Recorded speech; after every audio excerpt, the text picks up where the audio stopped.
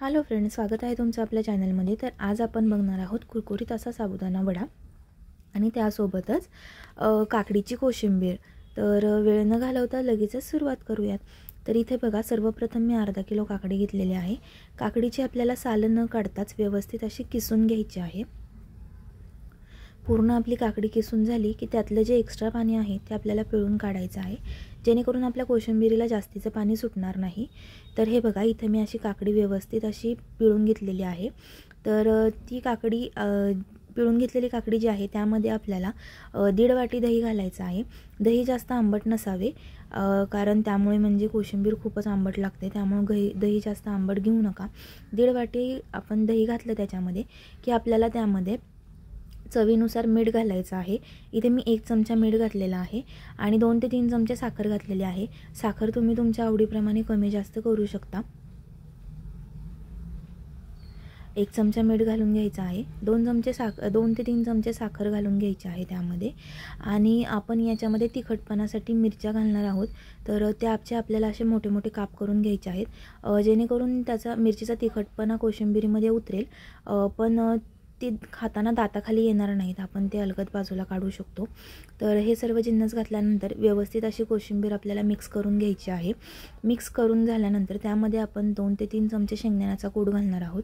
शेंगदाण्याचा कूट घातल्यानंतर सुद्धा आपल्याला ते व्यवस्थित मिक्स करून घ्यायचं आहे आणि ही कोशिंबीर आपल्याला थंड होण्यासाठी फ्रीजमध्ये ठेवून द्यायची आहे।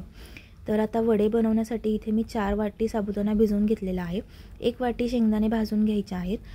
2 आपल्याला उकडलेले बटाटे घ्यायचे आहेत। 7 ते 8 मिरच्या, जिरं आणि मीठ।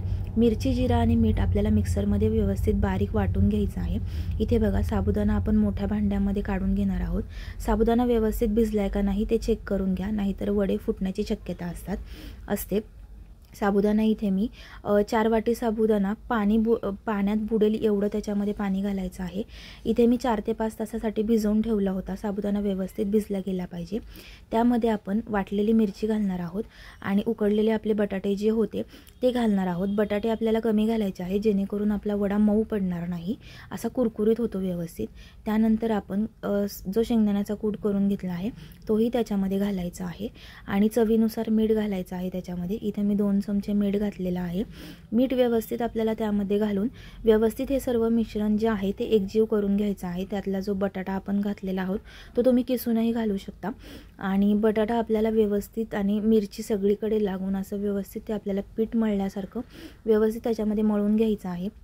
गोळा बघा आपला असा पूर्ण व्यवस्थित मळून झाला की हाताला थोडंसं पाणी लावून घ्यायचं आहे आणि असे त्याचे गोल गोल पेड्यासारखे गोळे करायचे आहेत। गोल गोळा केल्यानंतर त्याला थोडंसं दोन्ही हाताने प्रेस करून असा चपटा गोळा आपल्याला करून घ्यायचा आहे। तर असे बघा, अशा प्रकारे सर्व वडे मी इथं बनवून घेतलेले आहेत। त्यानंतर आपल्याला कढईमध्ये तेल तापायला ठेवायचं आहे। तेल तापलंय का नाही तुम्ही थोडंसं पीठ त्याच्यामध्ये टाकून चेक करू शकता। पिठाला असं व्यवस्थित बुडबुडे आले तर तुम्ही समजू शकता की तेल आपलं व्यवस्थित गरम झालेलं आहे। तर कढईमध्ये बसतील तेवढे आपल्याला त्यामध्ये वडे घालून घ्यायचे आहेत आणि वडे हे बघा, असे जे बुडबुडे येतात तेलामध्ये आपल्याला, ते थोडेसे कमी झाले की आपल्याला आपले जे वडे आहेत ते एक पलटी मारून घ्यायची आहे दुसऱ्या बाजूला।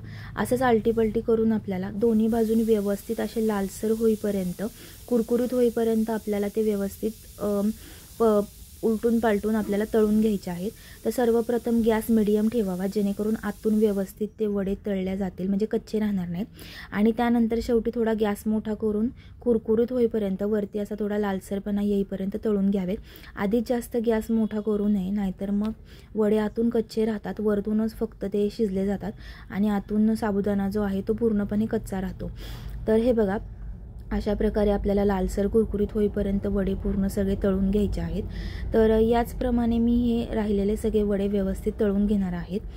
आणि बघा, आपण वडे ज्यावेळेस टाकणार त्यावेळेस आपल्याला गॅस बारीक ठेवायचा आहे, जेणेकरून आतमध्येपर्यंत वडे व्यवस्थित तळले जावेत।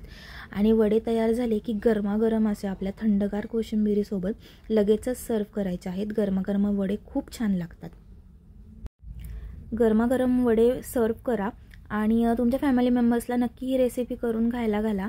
तुम्ही ट्राय करा आणि मला कमेंटमध्ये नक्की सांगा तुम्हाला कशी वाटली ते। भेटूया नेक्स्ट व्हिडिओमध्ये, तोपर्यंत बाय बाय।